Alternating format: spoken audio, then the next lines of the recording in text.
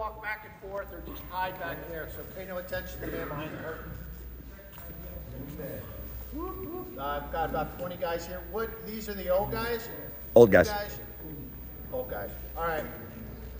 I was told to help out with this, and I was told to speak on being professional. And then thanks to Brian Abbott, the NILOA Director of Training and Education, he actually put together this for the NILOA training in Baltimore this year. I took it and tweaked it and utilizing it for this, putting more stuff that's dealing with high school. And I want to thank him for doing it. He didn't know I did this, but I did it anyway. So, what are we going to talk about? How to be professional. Most of you guys know this. What does it mean? Someone tell me what it means to be a professional. Anyone? Please, someone raise your hand or just... Louis, what's a professional?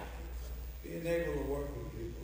Being able to work with people. Excellent. Someone else? Being respectful. Respectful. Way in the back.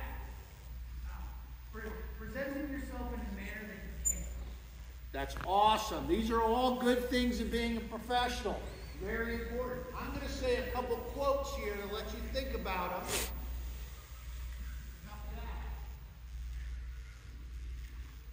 Professionalism is not the job you do, it's how you do the job. Okay? You can be a sanitation worker and be professional at it. You could be a nurse and be professional at it. You could also, I know a lot of you're a referee, you've gotten injured before, you've been in a hospital, you've been attended to by nurses. You know when you have a professional one and when you don't. Which one do you want? Right?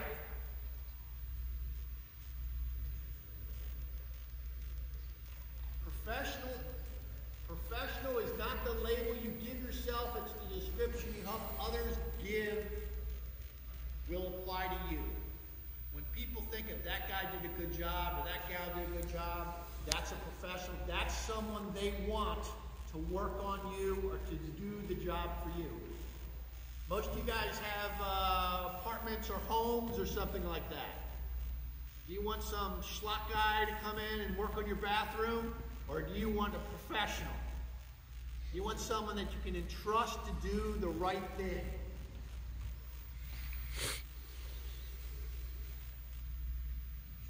This is awkward, but I'm going to make my way through it. Being a professional is being reliable, setting your own high standards, and showing that you care about every aspect of your job. Okay? You care about what people think of you. You want people to say, I want that guy on my next game. I'm going to use that guy to do, the guy who did the neighbor's bathroom, I'm going to have that guy do my bathroom. My bedroom. I'll rephrase that. My kitchen. Some of you got the joke.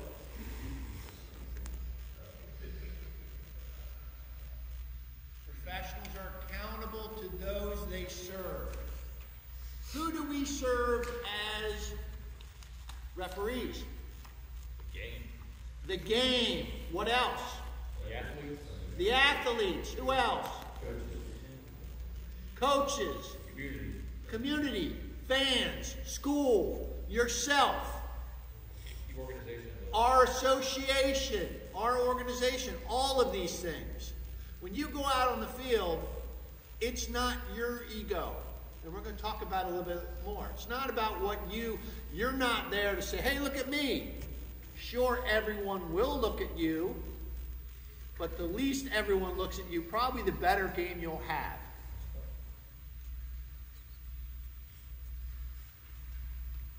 We're going to change up a little bit, and we're going to talk specifically about GLOA's Code of Ethics. In summarization, and you can read that, there's two things. GLOA sets some guidelines in which we are to follow, and then second, put criteria for others to rank us or keep us by some standards. And these articles, I'm going to go through them very quickly, but being part of the association, these are things that you're agreeing to, and you're using these as your code of ethics that you're going to be as an official. Who wrote that code of ethics? This code of ethics was written, I think, in 2010 by Mr. Eric Rudolph, and I kind of helped in this. All right. Number 1, impartial and fair judging of sports competitions. In other words, it doesn't matter what sport you're going to do, or what field you're going to do, or what team you're going to do, you're going to do them all the same. 2, there's no conflict of interest, either real or apparent, and you must be avoided. Just because you're good friends with this high school's coach doesn't mean you're going to give them any special treatment. How many people here, and I could look around and see, are wearing a jersey or a sweatshirt or a hat from a school? Are you going to give them any impartial treatment? Are you going to treat them any different than anybody else? In college, we have to list who we might have associations with and what school you went to. I went to Michigan State, and I played at Michigan State when they had a Division I program many years ago. They no longer have that. But if I went to Maryland, I did go to Maryland, but I didn't continue through Maryland. Anyway, I can't do Maryland. I can't do Michigan State. So you put those on your. So that takes out any perceived impartiality. Number 3, treat other officials as professional dignity and courtesy. We all are in this, doing this because we have an ego. If you don't think you have an ego, take another look. Step back. Okay? We all think we're better than anyone else in this room. All right? Otherwise, we wouldn't do this. I'm better than this. I'm better. It's irrelevant. You don't, that means nothing once you get out there, and it means nothing. It might mean something when you're teasing each other after a game and stuff like that, but you've got to check in your ego, and you always speak positive about your fellow officials. And we'll go into that a little bit more later. Article 4, and there's only 6 of these, so hang with me. Seek self-improvement through the study of the game, rules, mechanics, and techniques of game management. You should all have your book. You all got your book, right? Your rule book. It shouldn't go in your bag and it goes there in the bag to the end of the season. You should be reading this thing all the time. You should get the app and put it on your phone. You should put it on your laptop or your tablet, however it is. Read this thing over and over and over and over. You should be writing in the margins. You should be highlighting things. By the end of the year, this thing should be tattered in all pages. You should have corners bent on pages that mean certain things. Get to know the rule book. It doesn't sound like much and sounds like, yeah, I'm not going to do that. So you have to do that to be a good official. Now, not everyone's going to be like, Mr. Elvis outfit over here and well, that's rule 5.273. That's not the important thing. That's great to know it if you know it that well, but what is important that you know what the words say. You know what it means and you can interpret it. Unfairly limit or restrain access to officiating. This is the AAEEO stuff. Basically, everybody gets the same benefit of all the other officials, and everyone gets opportunities. And last but not least, and this is the hardest one, I think, maintain a high level of personal conduct, not only at the game sites, but in your personal life. How many people here are wearing your GLOA coat or your GLOA hat? Okay, I have U.S. Lacrosse, U.S. Lacrosse on. This is old because now it's not even U.S. Lacrosse. But when you wear this stuff and you're out at dinner or you're out at your friend's place and you're having a couple, one or two, you still represent this organization. What you do on the field is the same as what you do off the field, and it's very important that you understand that and you keep that in mind in everything you do. That also leads to what you post on social media. I'm not going to go much into that. I'll leave that to the association to talk about. But you're not going to say, I rep this game over at X school and that coach was really an idiot. People do that. People post that on social media. That's how you no longer get games. No. Or, I was at this game, boy, Johnny really blew that call today. People, you can't say those things, all right? And you especially can't write it up on social media. Any questions on the code of ethics? These are things that you all agree with, and you all abide by. You're part of this association. It's on our website too, so you can follow right there on the bottom of what it is. So, me just standing out here spouting off some things gets kind of boring, so I'm going to try and pull you guys in the best I can. But here's some characteristics of professionalism. Competence. You become competent when you read the book, when you get experience, take all the games you can, do all games at all different levels, rep with all different people. You'll gain confidence and be confident in what you do. You're reliable. You accept the game, you show up at the game. You get an assignment, you accept the assignment, or you turn it back immediately.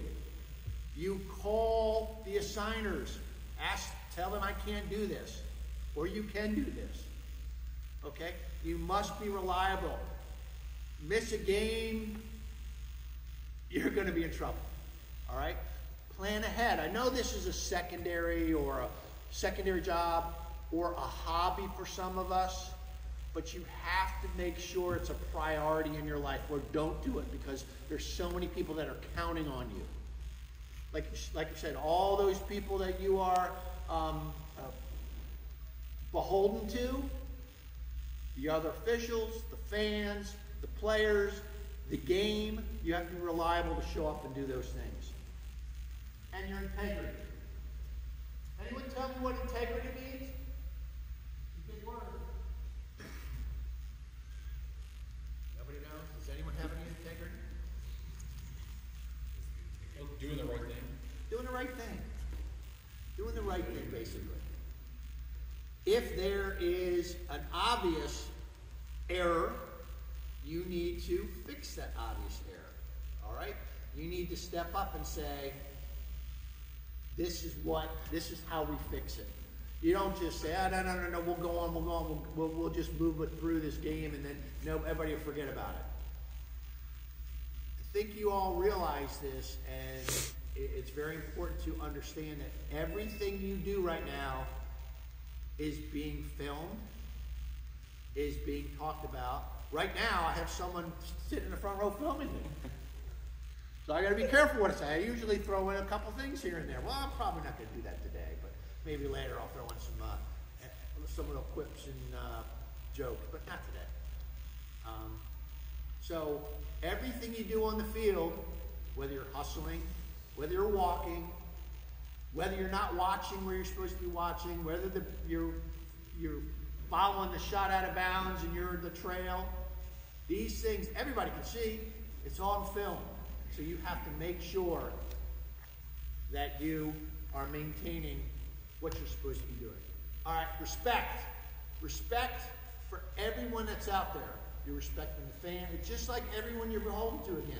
Respecting your coaches, respecting the fans. But this is the important thing in our association that you have to remember. We're respecting our fellow officials. Don't ever go to a game and say, I should be the R on this game. Why? Because you want the bigger paycheck? For those of you that are new in this and don't realize this, the pay is the same whether you're the R or any of the other positions on the field, okay? So, check your egos at the door, okay? Respect everyone and your fellow officials. Emotional intelligence. What's emotional intelligence? Empathy. Empathy. What's empathy? Emotional intelligence. Oh, say that again, Jeremy? You put yourself in the shoes of somebody else. Think about what's really happening. Remember, These kids, this is the most important thing of their life at that moment. This is everything to them. You might be saying, that's a 16-year-old out there, that's no big deal. It is to them. It means the world. So you have to get yourself and understand that. When you move, well, even in high school, these coaches, this is their job. This is how they put food on the table. Okay? So your mistakes affect them. Not saying we all make mistakes, but we do once in a while, okay? We have to understand that and make sure we maintain a level of emotional intelligence, and we maintain that we are making the best calls that we possibly can. And confidence. How do we gain confidence? Experience. So I'll go back to what I said earlier. Take every game you possibly can. Don't get that ego or chip on your shoulder saying, I'm not doing that middle school game on Saturday. I got the whole day of it, but I'm not doing that. That's below me. If you got time, do it. Every minute you're on the field, you learn more and more. Every person you get to ref with, you learn more and more. I love doing games with all different people. I love traveling all across the U.S. doing games with individuals because you learn something at every level, at every game you do. The experience is immeasurable what you can do. And that's how you gain confidence. How else do you gain confidence? Preparation. Preparation. How do you prepare? Study. Study, read the book, take it to the restroom. Yeah. I visualize all three of these like there's two different types of referees. When they show up, one has a chip on the shoulder, thinking they know it, Aaron, you can't tell them nothing or whatever. But then you have the other referee that shows a humility, that don't have a chip on the shoulder, that don't have a dog in the fight. So I just visualize every time when I'm with other officials, I visualize them. Do they have a chip on their shoulder or do they not have a chip on their shoulder? That's a great point. So you have both sides of the spectrum. The chip and the not chip. Maybe the little bit timid, a little bit scared. You should always be somewhere in the middle, I'd say. I might go to a game and I might be the most experienced individual out there. That doesn't mean anything. That means I can try and help all the other officials to gain their confidence, to learn some techniques, some mechanics to make their game better. I can also learn from anyone. Any game I do, I'm going to be learning from someone out there. Okay? So it's so important when you get there. If you're showing up with a chip in the shoulder and you don't think you can learn anything from anybody, well then, why don't the other officials just go home? Just do the game by yourself then. Right? You can do that. You're that good that you can cover the whole field, right? None of us are. We always need help from our fellow officials out there. We can't cover the whole field, okay? And you can't see everything. If you're worried more about covering what he does, then you're not watching your zone enough. Okay? There are 3 officials or 2 officials out there for a reason. You need to rely on that person. You need to entrust that person to do their job and assist them to become a better official. The more you can start relying on people, the more you'll soon realize that you can become a better official yourself. You can start catching those things that maybe you've been missing. Film. Watch film. Talked about the book, getting in the book. I talked about, talking through things. Watch your game film on things. Watch what you do. If there's ever a film of you out there, don't always watch the film and say, Jimmy's out of position. Johnny's too slow over there. And, he missed that. Look where you're at. Look how you can improve your positioning in it. There's a lot of things you got there and you go, I think I missed that one. Go back and get the game film and see if you did miss it. See what your positions are. All right, a couple more here. Where am I on time? You're good. Good. What things make us professional as lacrosse officials?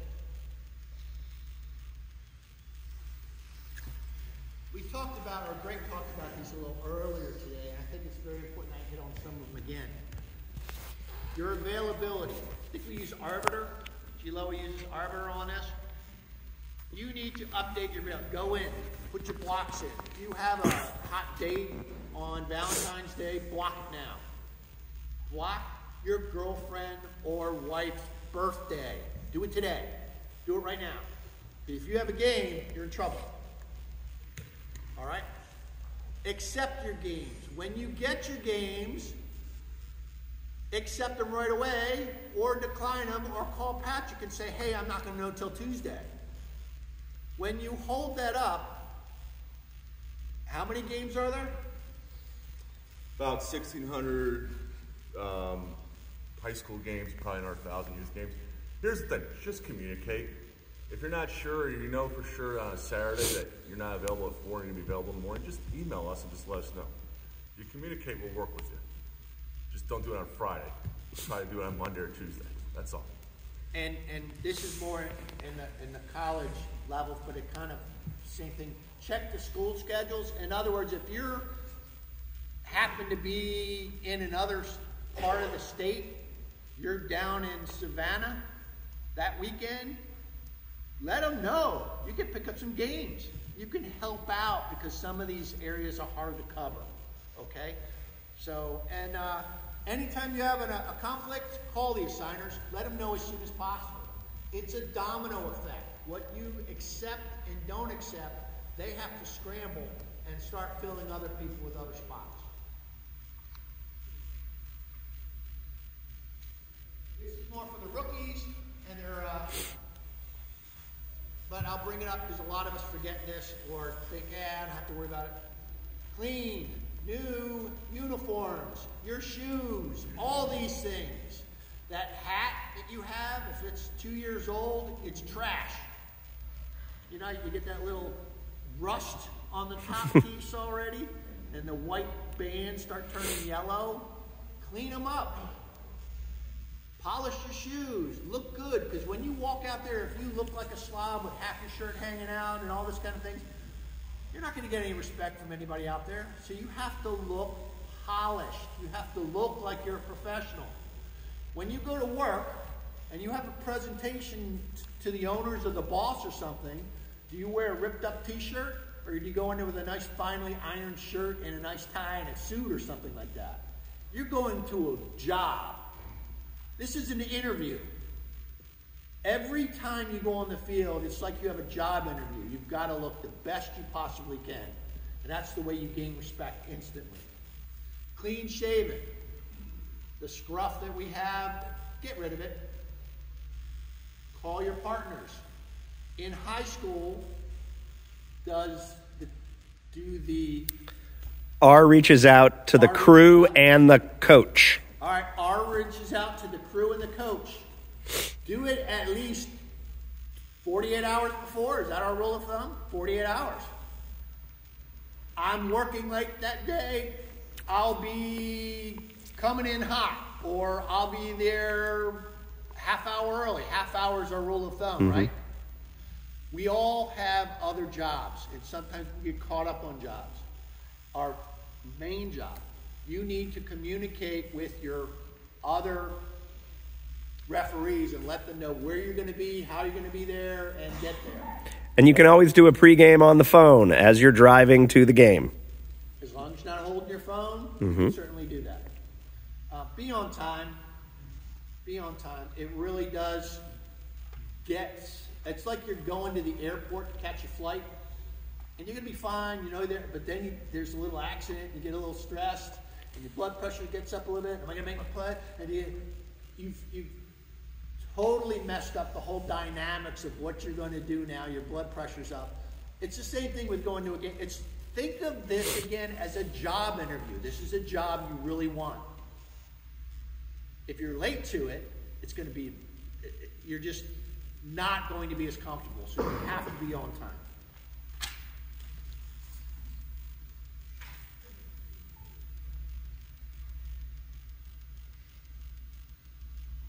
Look the part. Separate yourself. You want to go on out there and you want to stand tall. You want to look nice and clean shaven. You want to be clean uniform. You want to be nice and tucked in. You want to be nice and slim and fit. Some of us don't have that, but we'll get there sometime. You need to, you want people to look at it and say, that's the guy who's going to be officiating this today. All right? You really need to set yourself apart from everyone out there. Check your ego. You talked about the people with the chip on their shoulder and the people not. You have no chip when you're out there. You are the professional on the field. You are the expert in the rules. You know where to be, how to be there, and you rely on your crew to help you to officiate the best game possible. I understand in high school also that you're coming in hot sometimes and you have your 30 minutes. You have to be on the field 20 minutes before still. It's hard to get a good pregame in. So those individuals that are giving the pregame should have your routine set up. It's a routine pregame. Whether you involve other individuals to bring ideas into it, or whether you know you're going to have your script and you're going to hit all those items, or whether you've memorized your script. You need to make sure that you talk with all the other officials so they know what's going on. You should know if this is that person, your other official's first game or his 100th game. Because they're going to be relying on you also. You're both going to be, all three of you or both of you are going to be relying on each other. So you need to have a comfort level for each other's understanding of the game and strength and weakness in the game. Talk it through, relax before the game starts. Everyone knows what they expect of each other, and everyone should be able to relax. How many people here are R's? Standard R's? Okay, so most of you guys should know all this stuff.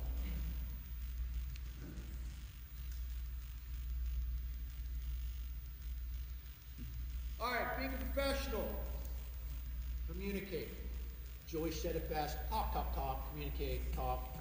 Talk all the time. What you don't want to do is be chatty. There's a difference between talking to get a point across and saying, well, how's the weather out there? All right? Keep it to the game and what's going on with the game, keeping into the rules and whatnot. Answer questions without opinions. If a coach said, what the heck did he call over there?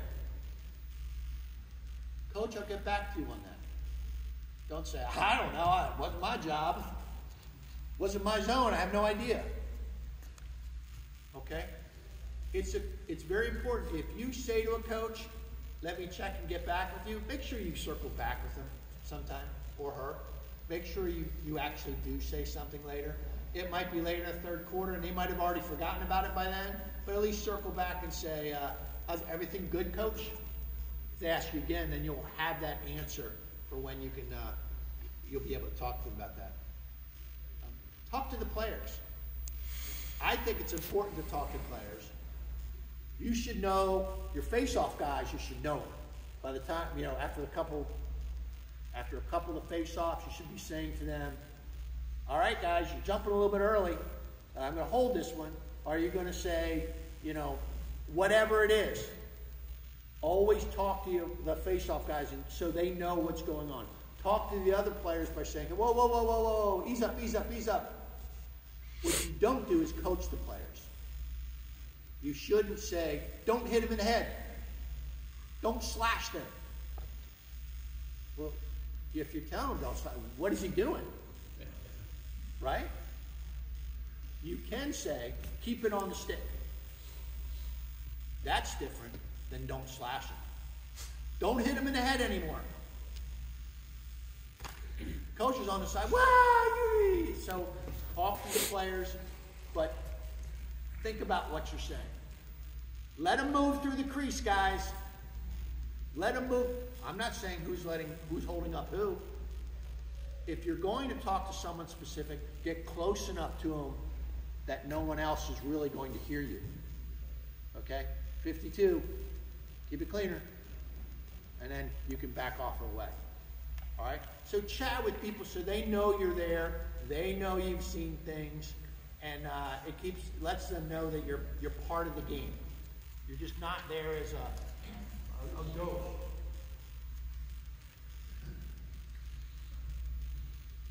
All right, we've got 2 more after this. Stay off social media. We talked about that briefly. You don't want to go bang on anybody while they're there. Don't talk about the crappy locker rooms. Don't talk about the shower with all cold water. Those types of things. Don't need to do any of this. Know your rules.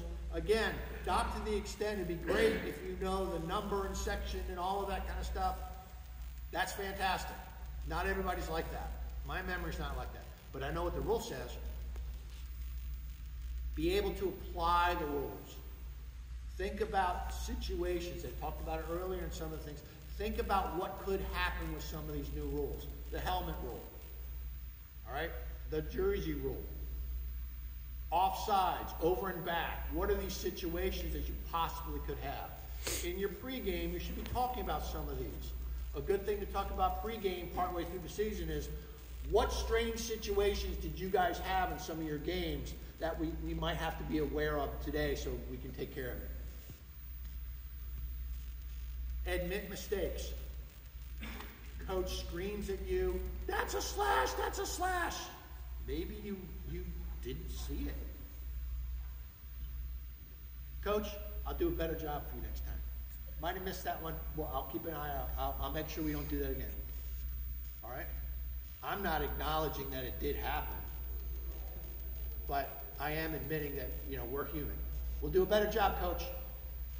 Understand, what did he see over there? I'll talk to him and get back with him. So that's admitting mistakes in a open sort of way. Saying something like, I don't not necessarily agree with you, Coach, really confuses people. Okay? But saying things like, yeah, he really screwed that one up, Coach, I'm sorry. That's not the kind of way you want to admit a mistake on something like that, okay? And last but not least, I'm not sure what he saw. know what you're good at. Know what you're not good at. If you're not a rules lawyer, spend some time with, Hype and Jeremy. These guys know the rules inside and out. That helps. Sit down and have a couple pops with them and start talking about rules. Bounce off some rules. Get to know the rules better and different interpretations of them. Make other people better. Those referees that just want to crap on everybody else and put their thumb down and foot down on other people, I don't even want to be associated with them. I want everyone to try to make people better. I'm at the end of what I'm going to be doing. There are people that will come from the ranks and fill my shoes. I need to prepare those officials. I think the average age of GLOA officials across the U.S. is somewhere around, was it like 56, 57 years old? All right, that's college officials. There's going to be people that come up. We need to train them. You should have the thought in your mind that you are training your replacement. Find someone that you can mentor, that you can try to imbue some of your knowledge on. Be open. Someone says, not necessarily coaches and fans, but some of our fellow officials say, you might have considered doing it this way.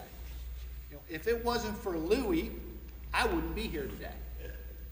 What he's helped me along the way, guiding me and giving me pointers along the way to get to where I am, I'm open to the criticism. We can all improve. If you do get to be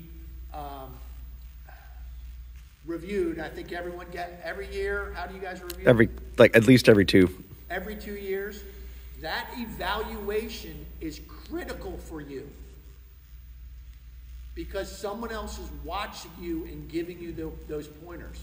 Don't become but someone says, You should have been here. Yeah, but. Don't be that yeah, but guy. Listen to that criticism or listen to those recommendations on how you can improve your game. Okay? It's so important because that's how you're going to get better. And also be your worst critic. Watch yourself on film and see how you can do better. So be open to that criticism. That's how you become better. And then last but not least, we're doing this hopefully because we're having fun. All right, when it doesn't become fun anymore, think about doing something else that may be fun. Go fishing or something. Okay? I don't know what it is. I don't know what it is.